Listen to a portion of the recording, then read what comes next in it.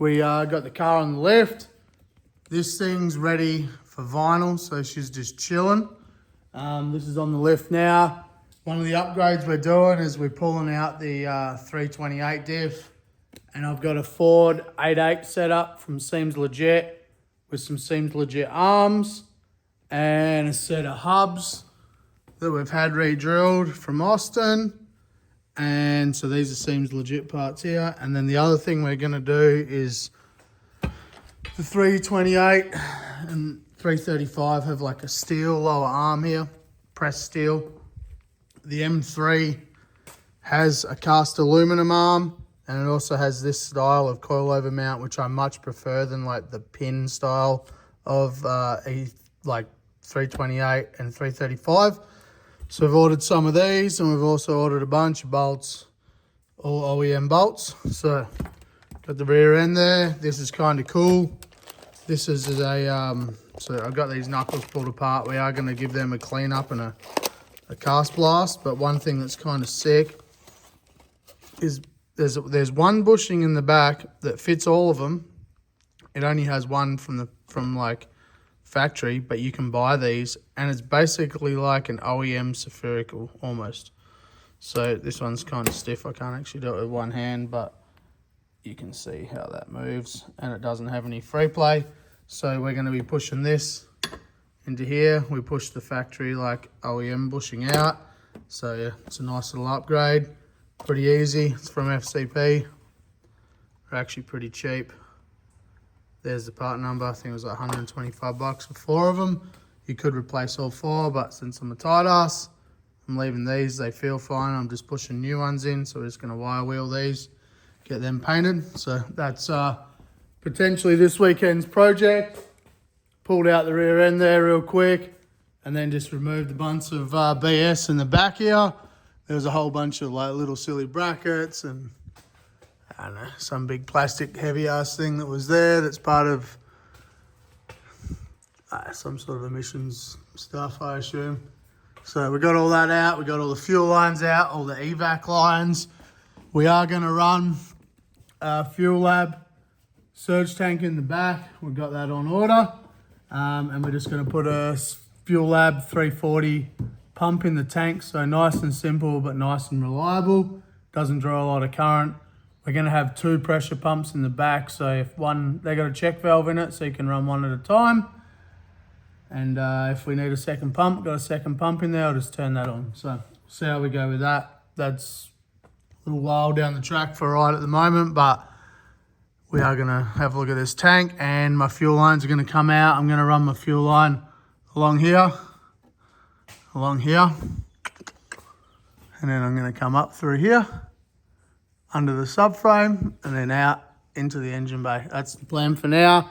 Keep it away from the exhaust, away from everything hot, and kind of in a good spot. So that's where we're at with that.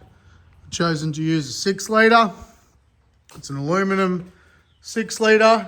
Main reason for that is I work with Boostline and Wiseco.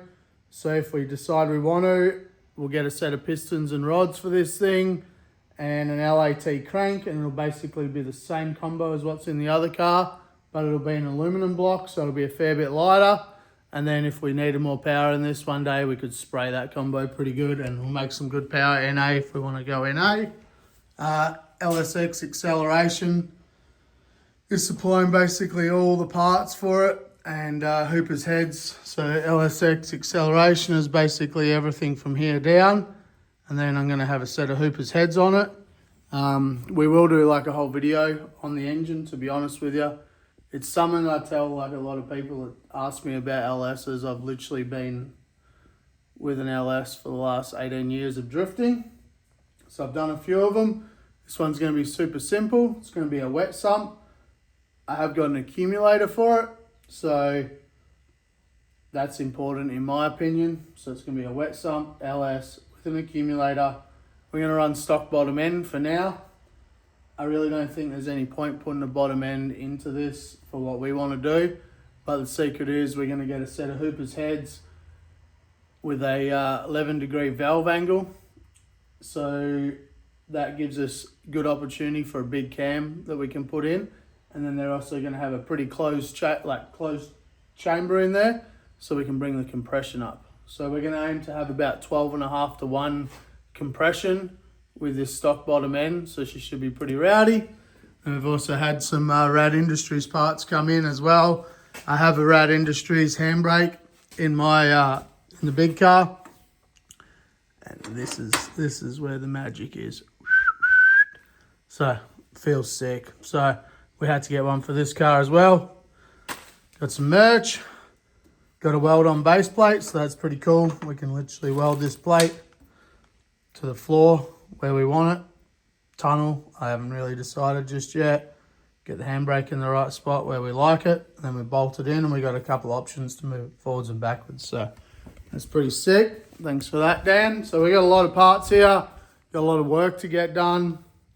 For today, we're going to work on getting this rear end stripped, getting those knuckles put back together, and then pull the 8.8 out, kind of piece that together, see if there's any extra parts I need, make sure everything's going to fit. And I did notice these coilovers that we were using. I'm like, honestly, I hate the divorce setup. I really don't know. I wouldn't use them, put it that way. So we're going to go for a Silver's true coilover. Probably going to do an 8 or 9K rear spring for the rear. I'll speak to him. We may do a set of 2-ways in the rear. Probably don't need it for this car, but I'll have a chat to them, see what they think. And then I'm definitely only going to get a set of 1-ways for the front, and we're probably going to put an 18 kilo spring in the front. So it's kind of where we are for now. We're going to work on cleaning up these rear knuckles. It's just an update of where we are. We've got a lot going on here. It's going to be a busy couple of weeks, so let's follow along, get it done. It's going to bring us to an end of this one. We had a pretty successful weekend. Got this 8.8 set up, 100% prepped. We are waiting on a couple of arms. Probably going to run Seems Legit arms all round in this one.